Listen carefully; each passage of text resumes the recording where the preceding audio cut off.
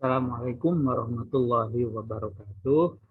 Baik teman-teman semuanya, ini akan kita mulai untuk pertemuan kita yang ke-9. Coba saya screen share.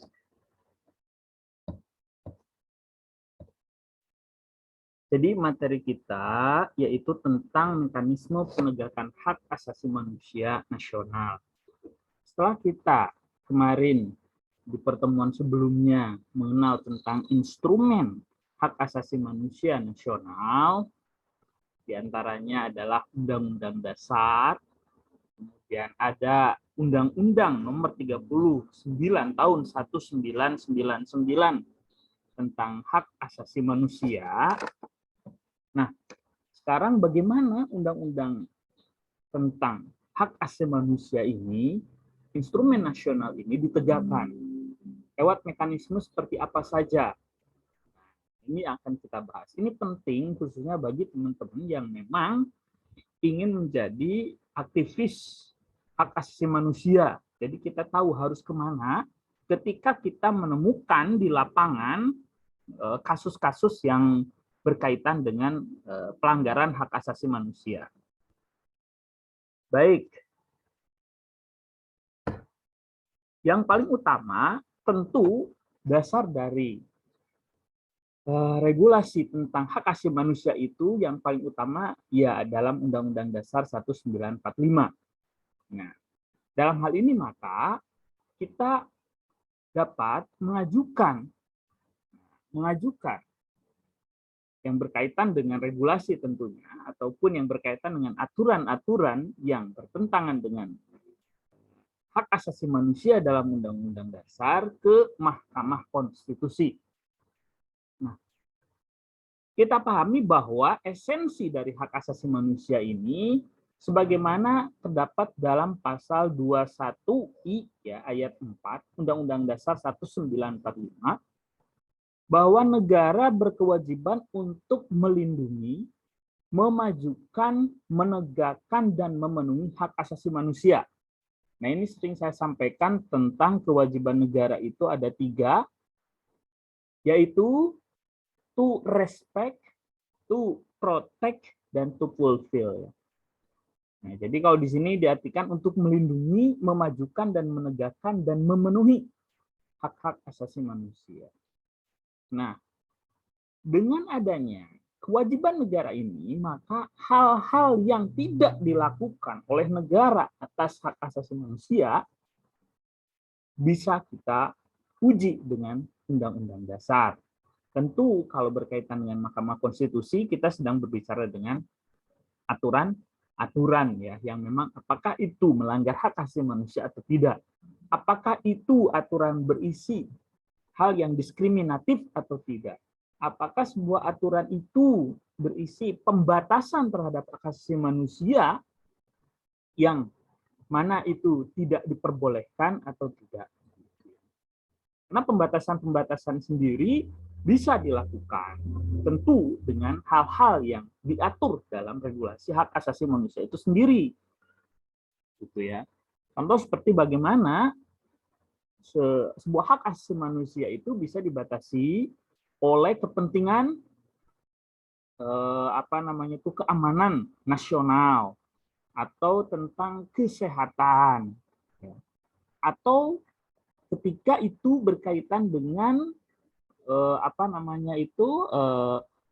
melanggar hak asasi orang lain. Nah, itu batasan-batasan itu sendiri ada dalam regulasi. Ya. Ini yang perlu kita pahami. Nah, Mahkamah Konstitusi sendiri ya menguji konstitusionalitas ya, atau bisa disebut dengan constitutional review. Nah, kemarin kita bahas bahwa pasal-pasal hak asasi manusia itu utamanya terkumpul di pasal 28. Tapi sebetulnya kita harus mengetahui bahwa di Undang-Undang Dasar ini ternyata ya banyak sekali tidak dalam satu bab ya tentang hak asasi manusia atau di bab 10A saja. Tapi di sini ada di pasal 18B ayat 2, pasal 26, pasal 27, pasal 28, 28A sampai 28J. Nah, ini jelas 28A sampai 28J bab 10A ini sebetulnya yang kemarin kita pastikan bahwa itu merupakan perpanjang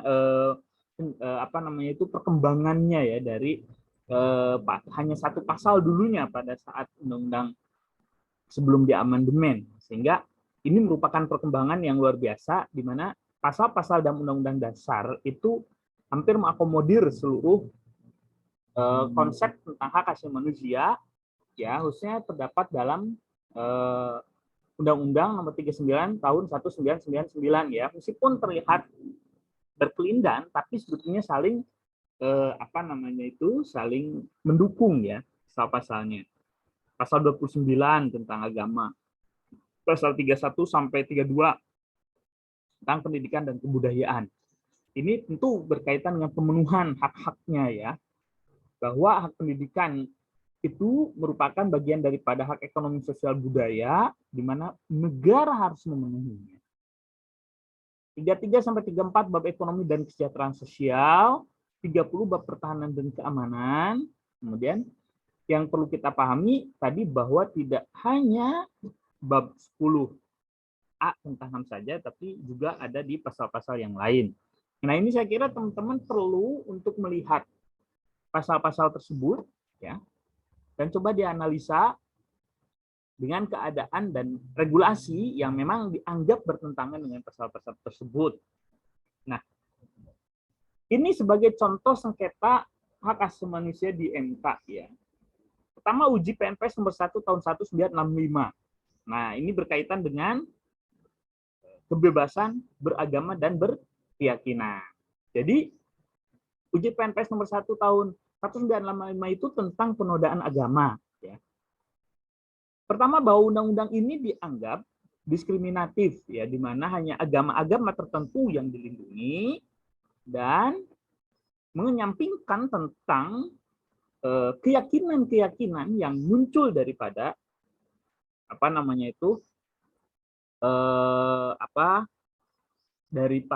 daripada contoh seperti daripada adat istiadat yang tidak merupakan agama mayoritas contoh, atau dari keyakinan yang muncul mungkin dari keyakinan itu sendiri ya, hasil pengetahuan, ilham dan sebagainya. Nah, penodaan agama ini dianggap diskriminatif karena hanya melindungi saja agama-agama resmi sebagai contoh, sehingga ini bertentangan dengan asas non-diskriminatif, asas non-diskriminatif. Jadi yang menjadi korban itu biasanya adalah minoritas karena dianggap menodai agama dengan contoh melakukan ritual ibadah yang mirip dengan agama mayoritas, ini sebagai contoh. Nah, itu diantaranya adalah yang diujikan HAM, permasalahan HAM ke MK, dan ini ditolak ya. MK berpendapat bahwa ini bukan pembatasan, tapi perlindungan. Hanya saja sebetulnya kalau dari sisi hak asasi manusia, ketika ada perlindungan, itu pun harus non-diskriminatif. Yang dimaksud adalah bahwa ketika pembatasan atas kebebasan berkeyakinan yang dianggap menodai agama, itu harus berlaku bagi seluruh entitas di mana Indonesia itu mengakui agama dan kepercayaan, begitu, sehingga tidak ada yang dirugikan. Nah, selanjutnya adalah uji Undang-Undang Cipta Kerja. Nah, ini yang ramai ya, jelas sekali. Berkaitan dengan tentu hak-hak pekerjaan ya, di mana dianggap tidak mewakili daripada hak-hak pekerja ataupun hak-hak dasar pekerja, dianggap adanya sebuah kapitalisasi, dianggap ada kolonialisasi, dianggap ada sebuah perampasan hak pekerja. Nah, diantaranya di Undang-Undang Cipta Kerja. Di samping itu juga berkaitan dengan lingkungan, ya.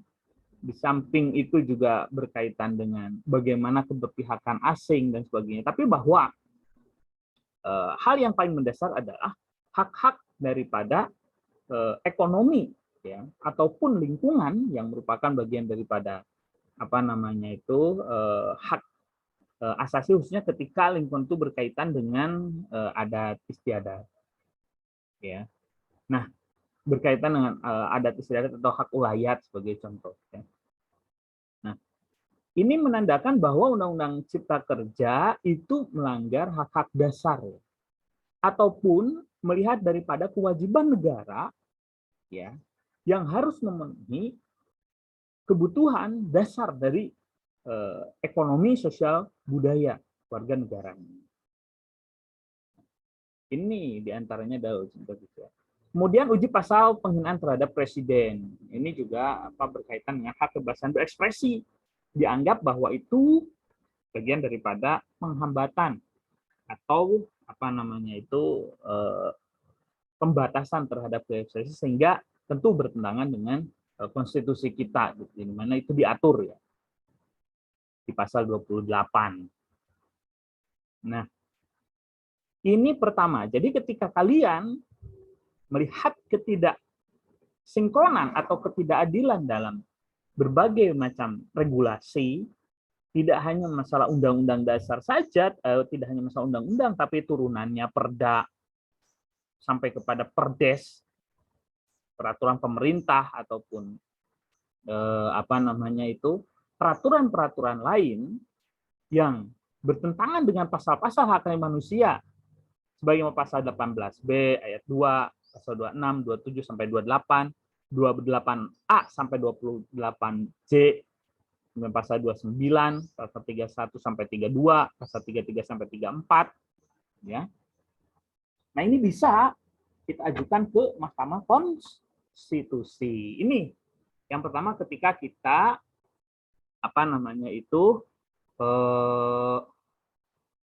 ingin pendampingan daripada hak asasi manusia ketika berkaitan dengan regulasi yang bertentangan dengan hak asasi manusia. Ya. Dasarnya adalah Undang-Undang Dasar tahun 1945. Baik. Selanjutnya,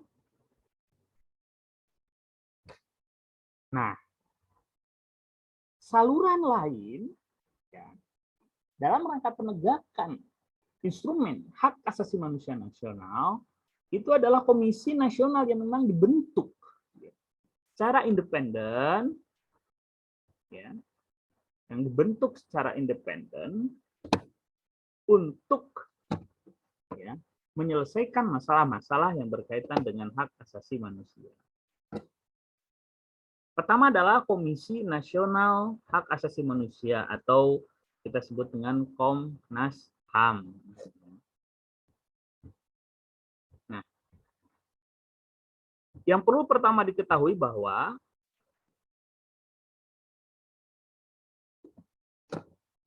Komnas HAM ini ketika berdirinya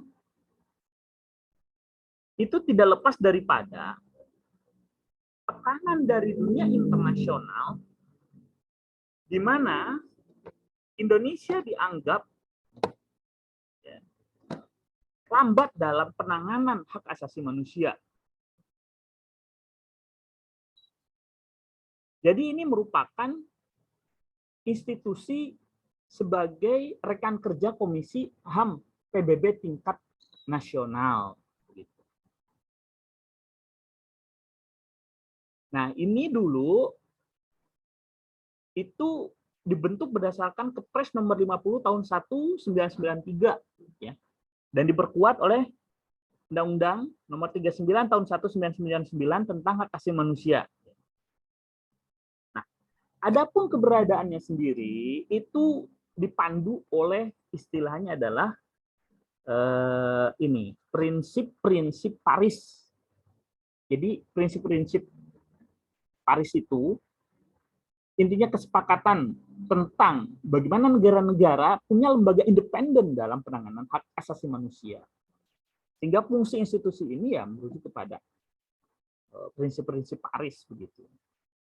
Nah, kita lihat pada pasal 1 butir 7 Undang-Undang nomor 39 tahun 99 menyatakan karena undang-undang ini kan tentang hak asasi manusia, maka diatur juga di dalamnya tentang Komisi Nasional Hak Asasi Manusia. Dikatakan bahwa merupakan lembaga mandiri. Ya, tentu ini yang dimaksud dalam mandiri dan independen, yang kedudukannya setingkat dengan lembaga negara lain yang berfungsi. Nah, ini fungsinya yang harus kamu pahami. Ya. Dari sini kita tahu kerja dari Komisi Nasional Hak Asasi Manusia atau Komnas HAM itu apa aja sih berdasarkan undang-undangnya. Pertama, melaksanakan pengkajian, kemudian penelitian, penyuluhan, pemantauan, dan mediasi hak asasi manusia. Jadi lebih condong kepada lembaga yang memang konsen dalam kajian-kajian, penelitian, penyuluhan, ya. Kemudian melakukan mediasi, kemudian melakukan pemantauan, di dalamnya tentu ada pendampingan dan sebagainya, dibanding dengan lembaga yang dapat menegakkan hukum sebagai polisi atau kejaksaan. Jadi bukan ya. Jadi ini dari fungsi Komnas HAM. Jadi jangan kamu contoh seperti lapor ke Komnas HAM agar bisa ditindak atau agar bisa dilakukan prosedur hukum.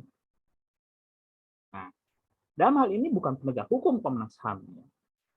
Tapi bisa juga melaksanakan fungsi-fungsi ketika berkaitan hak asasi manusia, itu rekomendasi, kemudian memberikan sebuah advice, kemudian ya mendampingi, ya, mengkaji berbagai permasalahan. Yang ini tentu secara publik akan mendapatkan dukungan politis yang menekan pemerintah agar tidak melaksanakan pelanggaran hak asasi manusia.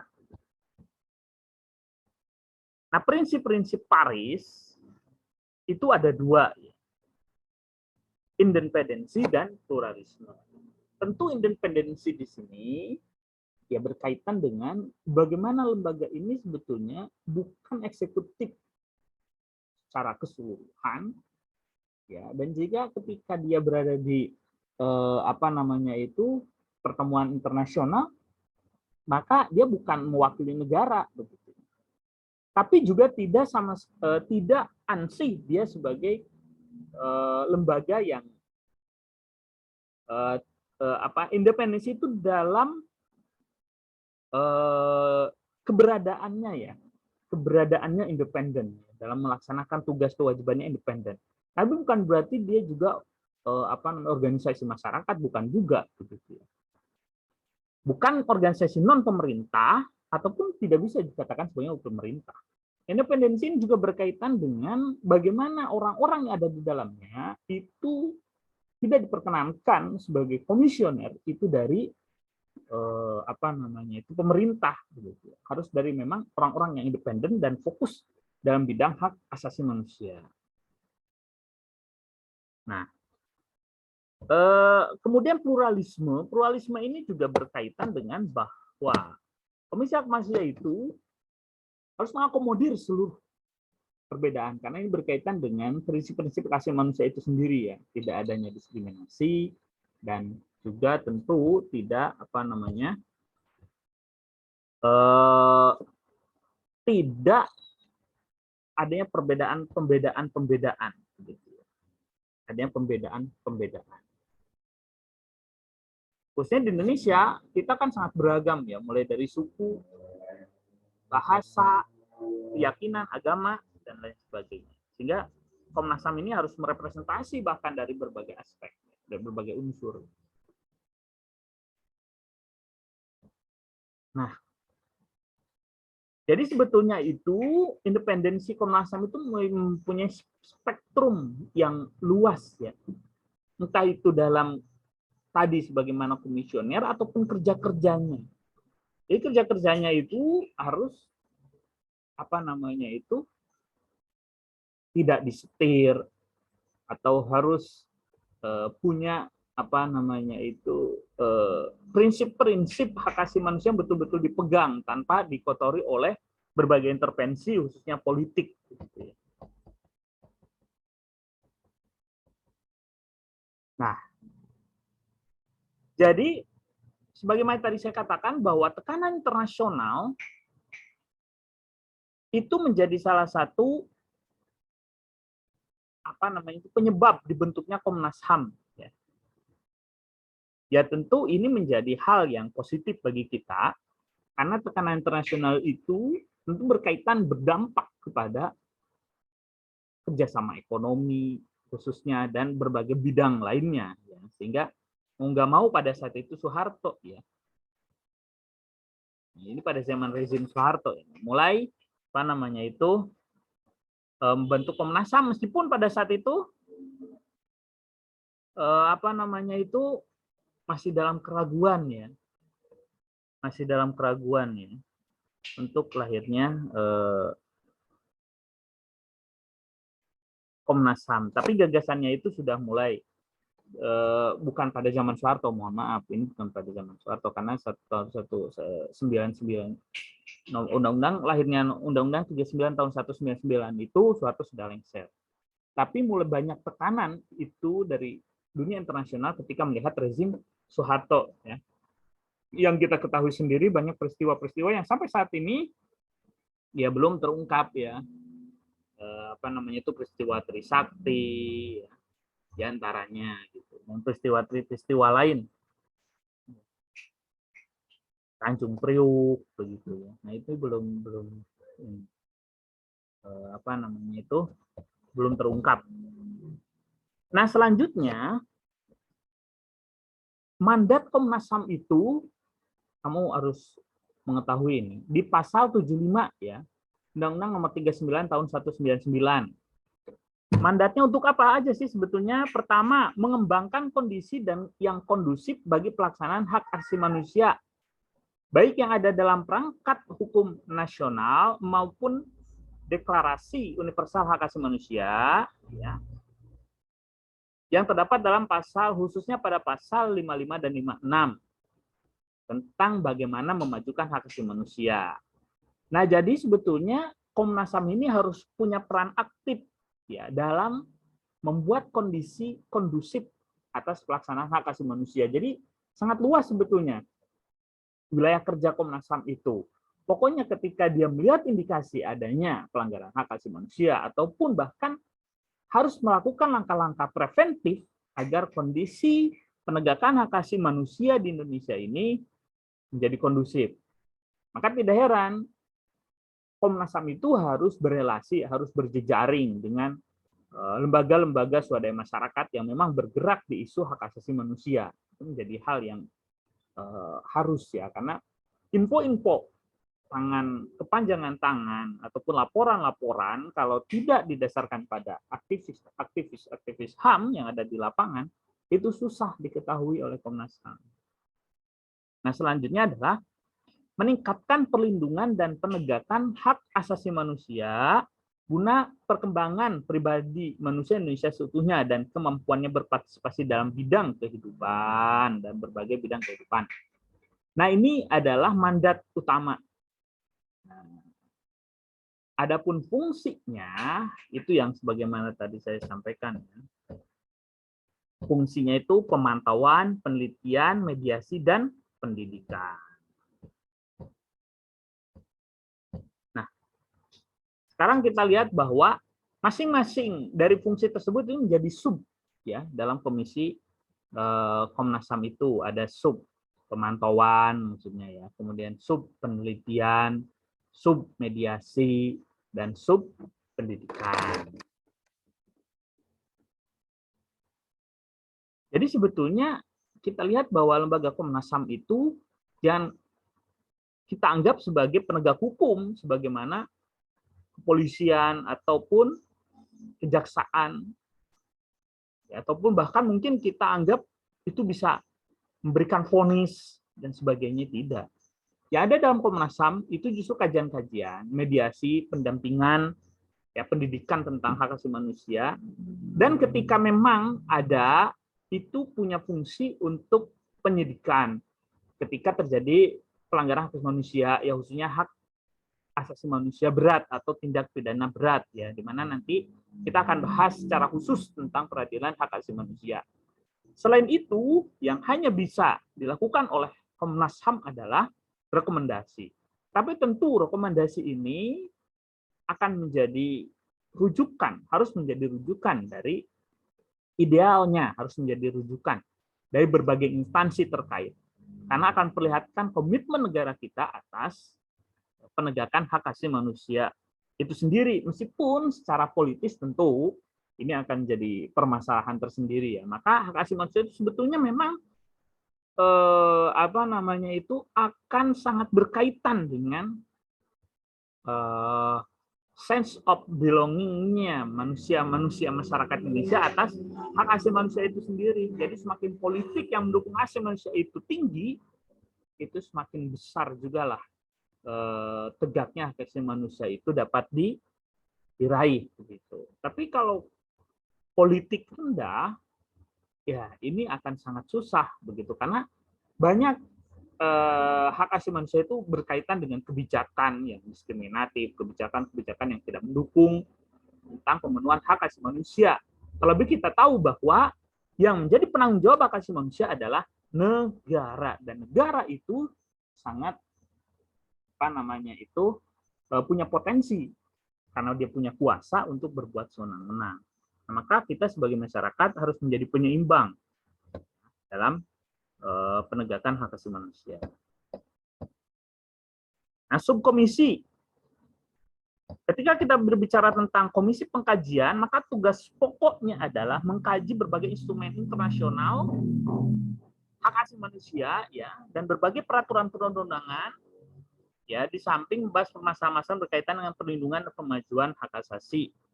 Jadi ya mengkaji tentang bagaimana apakah regulasi-regulasi itu memang ada unsur pelanggaran terhadap hak asasi manusia atau tidak. Kalau subkomisi penyuluhan, ini pada dasarnya bertugas melakukan diseminasi gagasan tentang hak asasi manusia, tentang awareness, kesadaran, dan bekerja sama dengan pihak-pihak lain. Nah, ini komisi penyuluhan. Jadi ada memang bidangnya untuk melakukan pemahaman kepada masyarakat bahwa hal-hal ini bertentangan dengan hak asasi manusia, atau mungkin hak-hak pengenalan tentang hak asasi manusia itu sendiri.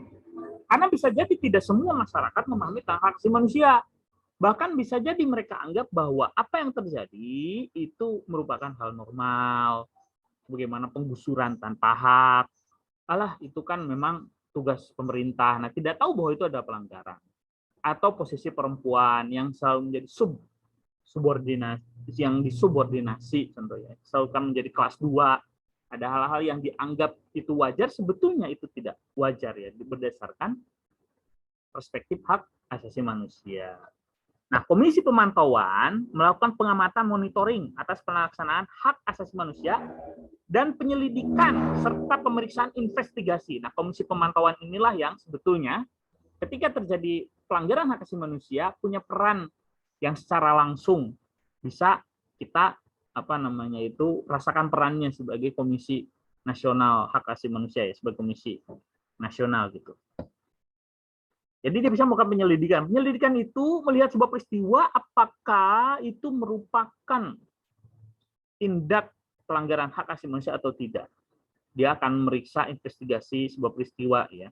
Kemudian biasanya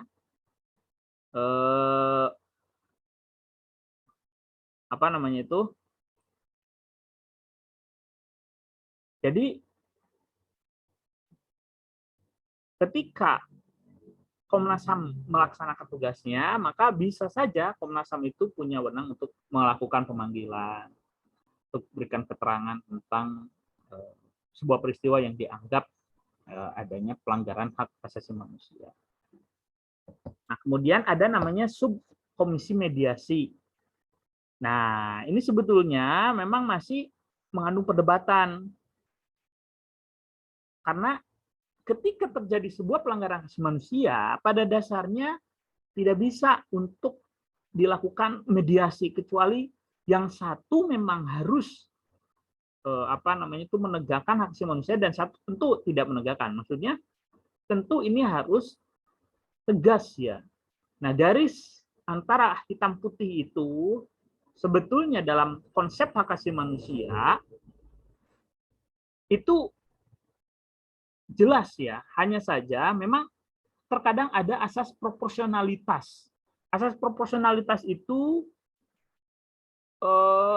contoh seperti dalam hak ekonomi sosial budaya. Nah, itu konsepnya tidak bisa serta-merta terpenuhi oleh memenuhi negara. Maka ada contoh bertahap ya, konsep bertahap dalam pemenuhan hak. Nah, ketika konsep bertahap dalam pemenuhan hak, tentu akan kita pahami ada yang kewajiban sekian persen terlebih dahulu, kemudian ada target-targetan, ada rencana-rencana yang memang perlu dilakukan sebuah konsultasi, ya, sebuah negosiasi, mediasi, dan konsiliasi. Termasuk juga tentang bagaimana ketika adanya regulasi-regulasi yang memang dianggap melanggar hak asasi manusia, begitu ya. Asas proporsionalitas ini tentu akan sangat berperan ya dalam agar terpenuhi hak asasi manusia di berbagai pihak. Contoh kita ketahui banyak kan terjadi intoleransi dan sebagainya. Nah, memang Komnas HAM pada dasarnya harus berpijak pada norma-norma hak asasi manusia. Tetapi di lapangan itu tidak bisa serta-merta akan menimbulkan sebuah akibat yang justru harus lebih dihindari. Nah, ini adalah tugas-tugas komisi mediasi ya, agar hak asasi manusia dapat terpenuhi ya secara secara benar ya, secara benar. Nah, ini memang maka menjadi perdebatan komisi mediasi ini gitu ya. Ya, di sisi lain apalagi tentang berkaitan dengan perbedaan konsep dan norma ya antara universal dan partikular dan sebagainya. Tentu hal ini menjadi PR bersama. Tapi ketika kita ingin tegas, sebetulnya hitam putih hak asasi manusia itu sudah jelas kalau kita merujuk kepada regulasi dan instrumen yang ada begitu. Hanya saja ketika berbicara di lapangan itu akan ditemui banyak masalah atau problem. Nah, baik. Kemudian selanjutnya itu memang ada bagian dari Komisi Internasional Hak Asasi Manusia itu yang disebutnya Sekretariat Jenderal ya. Ini sebagai unsur dari pelayanan saja. Nah, kalau di sini diperbolehkan dia dari unsur PNS atau pegawai negeri. Tapi untuk komisioner itu memang harus independen yang betul-betul orang yang capable di bidangnya. Cuma yang masalah adalah komisi ini sendiri sangat banyak anggotanya, 35 ya. Ya, dari sebelumnya 25. Nah, ini sangat banyak sekali ya, sangat banyak sekali ya. Tapi semakin ke sini kan semakin sedikit ya. Di tahun 2012 itu hanya ada 11. Itu 35 orang itu tahun 1993 pada awalnya ya. Nah, yang penting itu adalah bagaimana kualitas gitu. Komnas HAM itu sekarang ya nggak banyak sih. Tuh, sekarang sudah proporsional ya. Nah, ini berkaitan dengan Komisi Nasional Hak Asasi Manusia. Hingga teman-teman sudah tahu ya fungsi dan tujuan hak asasi Komnas HAM ini didirikan ya.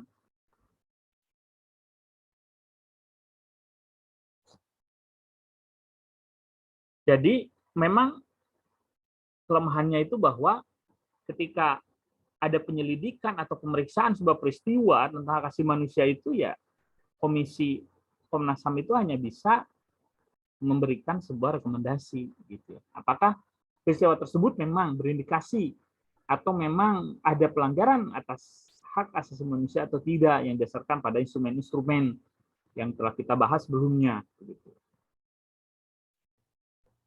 Nah, jadi sebetulnya perlu adanya alat paksa bagi Komnas HAM ya,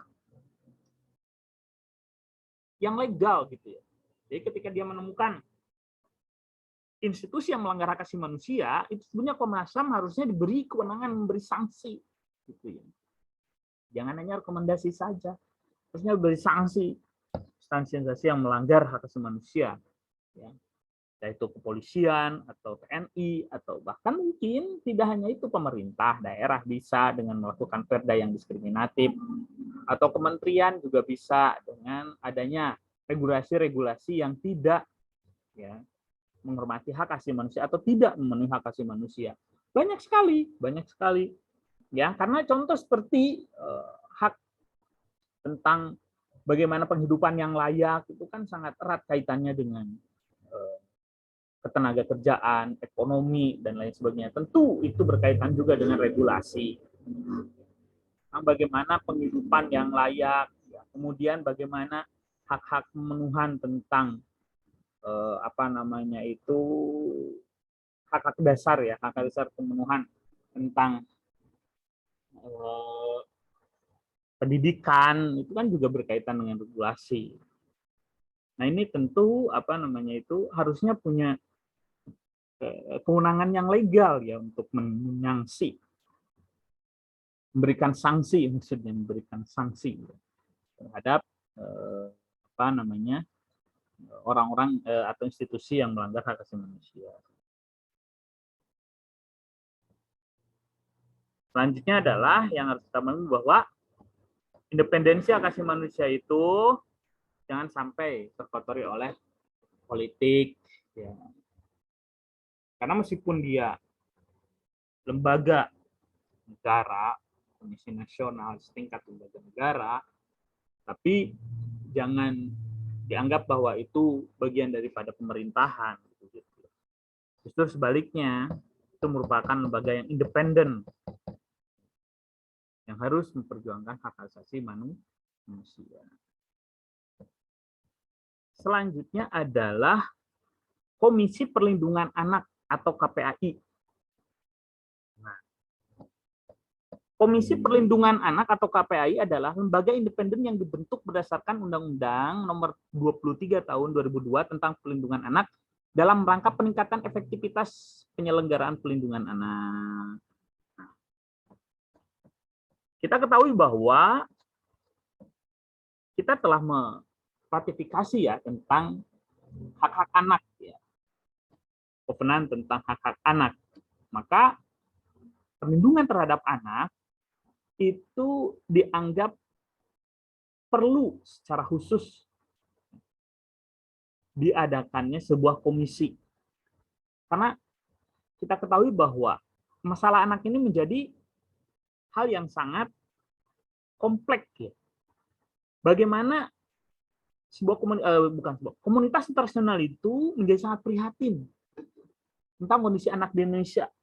Jadi banyak kasus dari jangan dulu, ya, sampai saat ini coba lihat tentang kekerasan seksual, tentang bagaimana anak dieksploitasi, anak menjadi korban perkawinan di bawah umur, ya, putus sekolah, trafficking itu jual beli anak dan sebagainya. Ini menjadi problem yang tidak berhentinya, gitu. Pantas kalau dibentuk sebuah komisi perlindungan anak. Nah, Convention of the Right of Child ini yang kita ratifikasi, ya, atau kovenan tentang hak anak. Nah, di sini tentu hak anak ini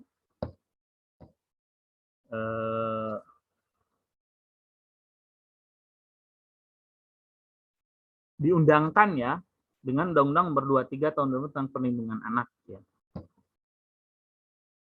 Nah, sekarang kita lihat tugasnya apa sih, tugas Komisi Perlindungan Anak itu. Pertama itu melakukan sosialisasi seluruh ketentuan peraturan perundang-undangan yang berkaitan dengan perlindungan anak. Jadi sosialisasi bahwa pentingnya aturan tentang perlindungan anak. Mengumpulkan data informasi, menerima pengaduan masyarakat, melakukan penelaahan, pemantauan, evaluasi, dan pengawasan terhadap penyelenggaraan perlindungan anak. Nah, selanjutnya memberikan laporan, saran, masukan, dan pertimbangan kepada Presiden dalam rangka perlindungan anak. Jadi untuk memaksimalkan bagaimana kebijakan-kebijakan itu yang dilakukan oleh pemerintah itu berpihak kepada anak, pemenuhan hak anak, dan bagaimana perlindungan terhadap anak. Nah, kita ketahui bahwa termasuk dalam penegakan bagaimana ketika terjadi sebuah tindak pidana anak, begitu ya. Nah, maka KPAI ini harus berada di garda terdepan dalam rangka perlindungan terhadap anak. Nah, Indonesia sendiri sebetulnya ya sudah ada ya tentang secara khusus tindak pidana yang bagaimana apabila dilakukan oleh anak ataupun bagaimana tindak pidana itu ya menjadi lebih berat ketika yang menjadi korban adalah anak.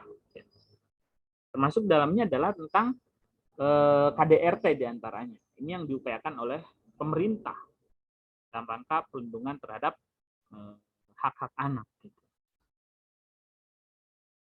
Di samping itu juga KPAI diperkenankan oleh perundang-undangan untuk membentuk sebuah kelompok kerja masyarakat. Karena di sini kita ketahui bahwa pengetahuan tentang hak anak di Indonesia ini masih sangat minim.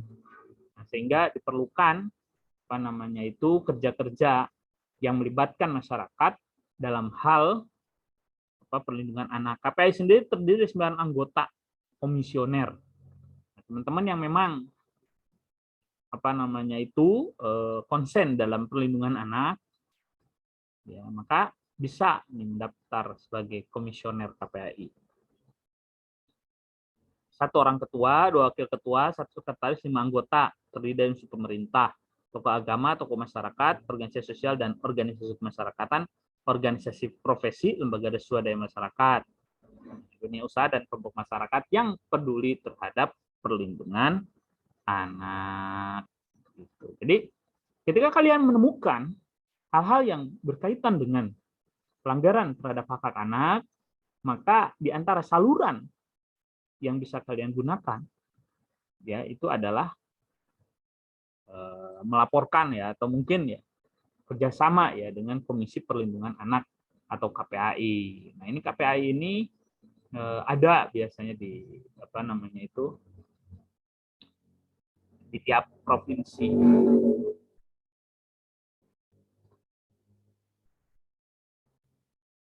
Nah,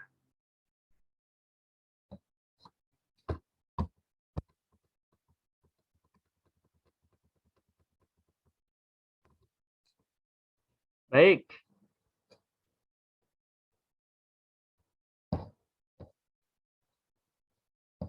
Saya kira untuk pertemuan kali ini kita cukupkan sekian. Kita akan nanti sambung lagi di pertemuan yang akan datang. Dan untuk khusus instrumen hak asasi manusia nasional, memang saya sebagaimana saya katakan, saya akan meneruskan lagi itu di pertemuan yang tatap muka ya, tatap muka begitu, sehingga pemahamannya lebih mendalam gitu. Sehingga pemahamannya lebih mendalam. Karena ini penting sekali kalau berkaitan dengan instrumen nasional. Saya kira cukup sekian pertemuan kita pada kali ini. Terima kasih banyak. Apabila ada kesalahan, mohon maaf. Dan apabila pertanyaan dan sebagainya, silakan di kolom komentar. Assalamualaikum warahmatullahi wabarakatuh.